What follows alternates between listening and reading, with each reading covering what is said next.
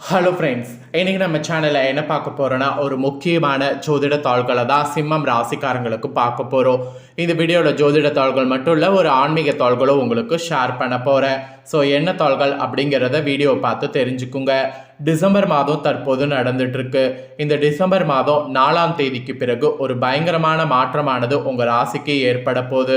அதற்கு காரணம் என்னன்னா, டிசம்பர் மாதம் 4ஆம் தேதி வரக்கூடிய அந்த முக்கியமான நாள் தான். அன்னைக்கு என்ன நாள் அப்படின்னு பார்த்தீங்கன்னா, கார்த்திகை பௌர்ணமியானது வருது. கார்த்திகை மாதங்கிறது தமிழ் மாதத்தில் ரொம்ப சிறப்பான மாதம். சூரியன் விருச்சக ராசியில் பயணம் செய்யக்கூடிய இந்த மாதம் ரொம்பவே அற்புதங்கள் நிறைந்த திருக்கார்த்திகை தீப விழா கொண்டாடப்படும். அதே போல இந்த மாதத்தில் வரக்கூடிய பௌர்ணமி மகா பெரிய பௌர்ணமி என்று அழைக்கப்படும். இந்த பௌர்ணமியில கிரகங்கள் நிறைய சேர்றதுனால ஒவ்வொரு ராசிக்காரங்களுக்கும் தலையெழுத்து மாறும். அப்படி மாறக்கூடிய தலையெழுத்தை இந்த வீடியோவில் சிம்ம ராசிக்கு என்னங்கிறத சொல்ல போகிறேன். சிம்மம் ராசிக்காரங்க உங்கள் ராசிக்கு என்ன பலன் கிடைக்கும் அப்படிங்கிறத தெரிஞ்சுக்குங்க. அது மட்டும் இல்லாமல் இந்த பௌர்ணமி சாதாரண பௌர்ணமி கிடையாது, ரொம்பவே சக்தி வாய்ந்த பௌர்ணமி. இந்த பௌர்ணமியில் சூட்சமமாக சில பரிகாரங்கள் உங்கள் ராசிக்கு செய்யணும். அதை நீங்கள் செய்தீங்கன்னா உங்கள் தலையெழுத்து மாறும். ஸோ அது என்ன பரிகாரம், அதை எப்படி செய்யணும் அப்படிங்கிறதையும் இந்த வீடியோவில் சொல்ல போகிறேன். ஸோ இந்த வீடியோ ரொம்பவே யூஸ்ஃபுல்லாக ரொம்பவே இன்ட்ரெஸ்டாக இருக்கும். கண்டிப்பாக சிம்மம் ராசிக்காரங்க வீடியோவை ஸ்கிப் பண்ணாமல் பாருங்கள். சரி வாங்க, இப்போ உங்கள் ராசிக்கு பலன்கள் என்ன கிடைக்குங்கிறத ஃபஸ்ட்டு பார்க்கலாம். ஆக்சுவலி சிம்ம ராசினியர்களுக்கு கார்த்திகை மாத பௌர்ணமியிலிருந்து கிரகநிலைகளை ஆராய்ந்து பார்க்கும் பொழுது தொடக்கத்தில் உங்கள் ராசிநாதன் சூரியனை குரு பார்க்கிறார். ஸோ ஜென்மத்தில் கேது சஞ்சரிக்கிறார். எனவே இதனால் இனம் புரியாத கவலையும் மனக்குழப்பமும் ஏற்படும். ஆனால் கண்டக சனி ஆதிக்கம் பௌர்ணமியில் இருப்பதால் பெற்றோருடைய உடல்நலனில் தொல்லை, பிரச்சனைக்கு தீர்வு காண முடியாத சிக்கல், வருமான பற்றாக்குறை ஏற்படும். இதனால் எதிலும் கவனம் தேவை. தடைகளும் தாமதங்களும் வந்து கொண்டே இருக்கும். தன்னிச்சையாக செயல்பட்ட உங்களுக்கு பிறரை சார்ந்திருக்கக்கூடிய சூழ்நிலை உருவாகலாம்.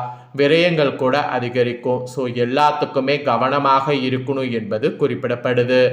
இதில் பௌர்ணமி தொடக்கத்தில் குரு பகவான் உங்கள் ராசிக்கு 12வது இடத்துல உச்சம் பெற்று சஞ்சரித்திருந்திருப்பார். அவர் கரெக்டாக கார்த்திகை பௌர்ணமி முடிஞ்ச கொஞ்ச நேரத்திலே வக்ரமும் பெறாரு. உங்கள் ராசிக்கு 5, 8 ஆகிய இடங்களுக்கு அதிபதியானவர் குரு. பூர்வ புண்ணியஸ்தானாதிபதி வக்ரம் பெறுவது அவ்வளவா நல்லதல்ல. சொத்து பிரச்சனைகள் மீண்டும் தலை தூக்கும். சொந்தங்களுடைய எதிர்பார்ப்புகள், முடிய வேண்டிய சுப காரியங்கள் தாமதப்படும். அதே சமயம் அஷ்டமதிபதிபதியாகவும் குரு பகவான் விளங்குறதுனால இதுவரை முடிவடையாதிருந்த வழக்குகள் இப்பொழுது முடிவடையோ. வராது என்று நினைத்த கடன் பாக்கிகள் வசூலாகும். சுப செய்திகள் ஏற்படும். ஸோ இந்த மாதிரி குரு வக்ரத்தினால ஒரு சில நன்மைகளும் தீமைகளும் கலந்த பலன்கள் பௌர்ணமியிலிருந்து கிடைக்க போகுது. இதை தொடர்ந்து பௌர்ணமிக்கு பிறகு விருச்சக ராசிக்கு சுக்கிரன் வராரு.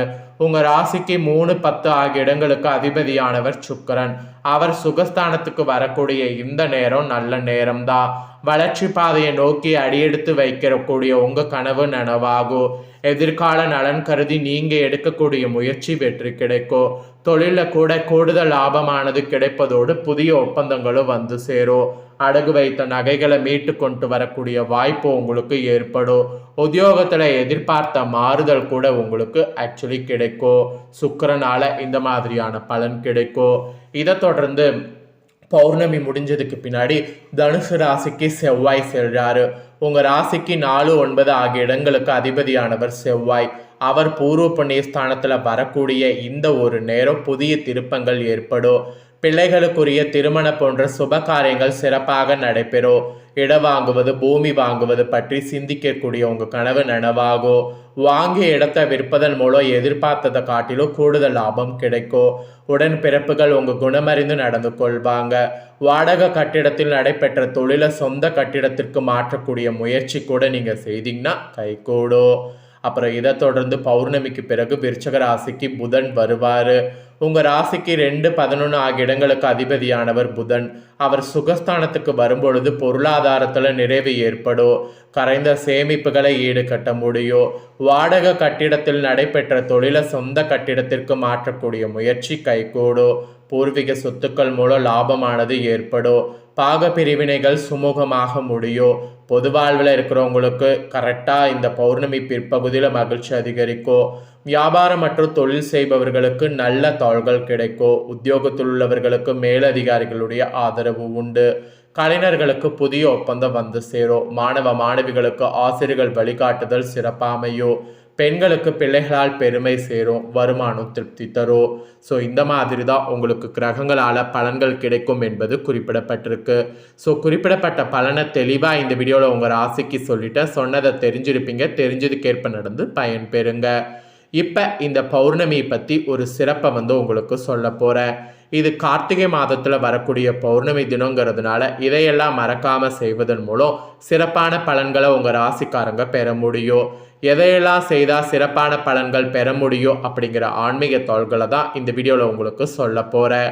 சிம்மம் ராசிக்காரங்க இதையும் தெளிவாக தெரிஞ்சு இதை செய்து பயன்பெறுங்க. ஒவ்வொரு மாதமும் பௌர்ணமி திதி வருவது வழக்கமானது தான் என்றாலும் கார்த்திகை மாதத்தில் வரக்கூடிய கார்த்திகை பௌர்ணமி மற்ற அனைத்து பௌர்ணமி திதிகளை காட்டிலும் மிகவும் சிறப்பு வாய்ந்தது. அதிலும் இந்த டைம் பௌர்ணமி தினம் முருகப்பெருமானுக்குரிய கார்த்திகை நட்சத்திரமும் சந்திர பகவானுக்குரிய ரோகிணி நட்சத்திரமும் கொண்டதாக வருது. எனவே இத்தகைய சிறப்பு வாய்ந்த தினத்தில் உங்கள் ராசிக்காரங்க என்ன செய்ய வேண்டும் என்பதை குறித்து இந்த வீடியோவில் விரிவாக சொல்ல போகிறேன். அதை தெரிந்து கொள்ளுங்க. கிருத்திகை எனும் கார்த்திகை என்பது முருகப்பெருமானுக்குரிய நட்சத்திரமாகும். ரோகிணி நட்சத்திரம் என்பது சந்திர பகவானுக்குரியது. புராணங்கள் படி சந்திர பகவான் என்பவர் செல்வ மகளான லட்சுமி தேவியின் சகோதரன் ஆவார். பெண் தன்மை மிகுந்த சந்திரன் சக்தியாகிய அம்பாளின் அம்சத்தை பிரதிபலிக்கும் கிரகமாக இருக்கு. எனவே அம்பாள் வழிபாடு செய்வதற்கு ஏற்ற தினமாக பௌர்ணமி திகழ்கிறது. ஸோ இந்த கார்த்திகை பௌர்ணமியில் அம்பாள் வழிபாடு தாராளமாக செய்யலாம். இந்த கார்த்திகை பௌர்ணமியில் உங்கள் ராசிக்காரங்க அதிகாலையில் எழுந்து குளித்து முடித்திடணும். தேநீர் காப்பி உட்பட எதையும் அருந்தாமல் உண்ணா நோம்பு இருக்கிறது சிறப்பு. வீட்டில் இருக்கக்கூடிய பூஜரையை நன்கு கழுவி சுத்தம் செய்து கொள்ள வேண்டும். பின்பு உங்கள் பூஜரையில் அரிசி மாவு கோலம் போடணும்.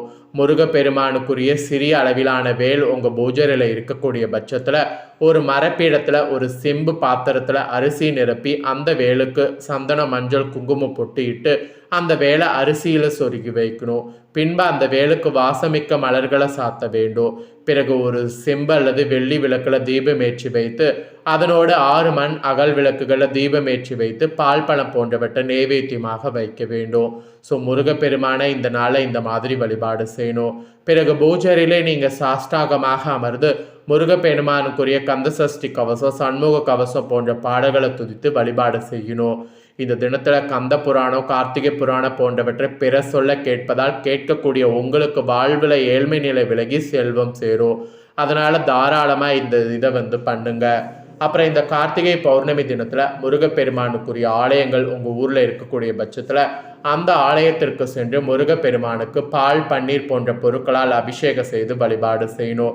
இதனால் உங்கள் வாழ்வில் ஏற்படக்கூடிய கஷ்டங்கள் தீரும். குழந்தை பாக்கியம் இல்லாதவர்களுக்கு அறிவு அழகு மிகுந்த குழந்தை பேரு கூட கிடைக்கும். கார்த்திகை பௌர்ணமி தினத்தில் இதெல்லாம் செய்ய முடியாட்டியும் மாலை வேளையில் வானில் பூரண சந்திரன் தெரியும். அது தெரிந்த பிறகு அந்த பூரண சந்திரனுக்கு ஒரு தாம்பளத்தட்டில் தூபக்கால் வைத்து அதில் கட்டி கற்பூரம் ஏற்றி சந்திரனுக்கு ஆரத்தி எடுத்து வழிபாடு செய்யணும். பிறகு அந்த முழு சந்திரனுடைய அம்பிகை உருவம் இருப்பதாக தியானித்து உங்கள் பூஜரையில் அமர்ந்து லலிதா சகசாம பாராயணம் செய்ய வேண்டும். மேற் சொன்ன முறையில் உங்கள் ராசிக்காரங்க லலிதா சகசாம பாராயணம் செய்யக்கூடிய அத்தனை பேருக்குமே வாழ்வில் நேர்மறையான மாற்றங்கள் ஏற்படும். மெயினாக வாக்குவன்மை பெருகும். நேரடி மறைமுக எதிரிகள் ஒழிவாங்க. சமூகத்தில் பெரிய நிலையில் இருக்கக்கூடிய மனிதர்களுடைய நட்புகள் கிடைத்து அதன் மூலம் பல நன்மைகள் கிடைக்க பெறுவீங்க. வாழ்வில் தொடர் தோல்விகளை சந்தித்த உங்களுக்கு வெற்றிகள் கிடைக்கும். நான் சொன்ன முறையில் கார்த்திகை பௌர்ணமி தினத்தில் வழிபாடு செய்தால் முருகப்பெருமான் அம்பிகை ஆகிய இருவரின் முழுமையான அருளையும் உங்கள் ராசிக்காரங்க பெற முடியும். ஸோ இரு தெய்வங்களுடைய ஆசீர்வாதம் முழுமையாக பெறுவது இதுதான் உங்களுக்கு கிடைச்ச சான்ஸு. இந்த சான்ஸை மிஸ் பண்ணிடாதீங்க. இந்த சான்ஸை மிஸ் பண்ணிட்டீங்கன்னா திரும்ப உங்களுக்கு அடுத்த 1 வருடம் வெயிட் பண்ணணும். ஸோ கார்த்திகை பௌர்ணமியுடைய சிறப்பு இதுதாங்க. ஸோ இந்த பௌர்ணமி சிறப்பை பற்றி தெரிஞ்சு இந்த பௌர்ணமியில் வழிபாடு செய்யணுங்கிறதுனால தான் இந்த பௌர்ணமி வழிபாடையும் உங்களுக்கு தெளிவாக ஷேர் பண்ணேன். ஸோ நம்ம ராசிக்காரங்க இந்த வீடியோவை ஃபுல்லாக பார்த்துருந்தீங்கன்னா உங்களுக்கு என்ன முக்கியம் அப்படிங்கிறது எல்லாமே இந்த வீடியோவில் தெரிஞ்சுக்கிட்டது ஒரு ஐடியா கிடைச்சிருக்கும். கிடைச்ச இந்த ஐடியாக்கேற்ப செயல்படுங்க. இந்த தாள்களை நீங்கள் பார்த்தது போல் உங்கள் ஃப்ரெண்ட்ஸ் ஃபேமிலியில் இருக்கிறவங்க பார்த்து அவங்களும் பயன்பெறணும் அப்படின்னு நினச்சிங்கன்னா வீடியோ லைக் பண்ணி உங்கள் ஃப்ரெண்ட்ஸ் ஃபேமிலிக்கு ஷேர் பண்ணுங்கள். உங்கள் ஃப்ரெண்ட்ஸ் ஃபேமிலியில் இருக்கக்கூடியவங்களும் சிம்ம ராசிக்காரங்க இந்த வீடியோ பார்த்து பயன்பெறட்டும். ஸோ அவங்களும் அவங்களோட ராசிக்கு பௌர்ணமி பலன் என்னங்கிறதையும் தெரிஞ்சுக்கிட்டும், பௌர்ணமி பரிகாரத்தையும் தெரிஞ்சு இதற்கேற்ப நடந்து பயன்பெறட்டும். இதே போல் புதிய அப்டேட்டான நிறைய வீடியோ நம்ம சேனலில் போடப்படும். அதை எல்லாமே உடனுக்குடனே தெரிந்து கொள்ள மறக்காமல் நம்ம சேனலை சப்ஸ்கிரைப் பண்ணுங்கள், கூட பெல் பண்ண ப்ரெஸ் பண்ணுங்கள். அதை நீங்கள் பண்ணிட்டீங்கன்னா இனி நான் போகிற மற்ற அப்டேட்டான எல்லா வீடியோஸும் உடனுக்குடனே தெரிந்து கொண்டு பயன்பெறலாம். ஸோ மறக்காமல் பண்ணுங்கள். நெக்ஸ்ட்டு வேறொரு வீடியோவில் உங்களை சந்திக்கிறேன். நன்றி.